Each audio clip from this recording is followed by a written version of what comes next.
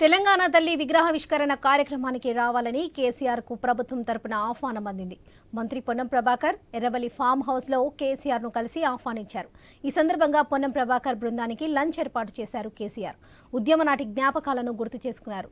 ప్రభుత్వం తరపున మర్యాదగా అందరినీ గౌరవించుంటామని పొన్నం ప్రభాకర్ తెలిపారు. విగ్రహ ఏర్పాటుపై ఎలాంటి చర్చ జరగలేదన్న ఆయన ప్రతిపక్ష నాయకుడిగా కేసీఆర్ ను ఆహ్వానించామని తెలిపారు.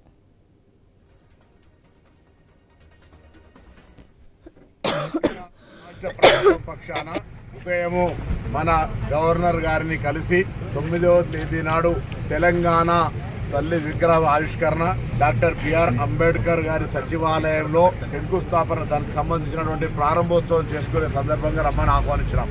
అదేవిధంగా గౌరవ కె చంద్రశేఖరరావు గారు మాజీ ముఖ్యమంత్రి గారు ప్రస్తుత ప్రతిపక్ష నాయకులకు కూడా తెలంగాణ ప్రభుత్వం పక్షాన ఆహ్వానం చేయడానికి నేను రాష్ట్ర ప్రభుత్వం పక్షాన అదేవిధంగా మా protocol department chairman Harkara Venugopal గారు ఈరోజు కేసీఆర్ గారిని కలిసి ఆహ్వాన పత్రం ఇచ్చి తెలంగాణ తల్లి విగ్రహావిష్కరణకు రమ్మని కోరడం జరిగింది.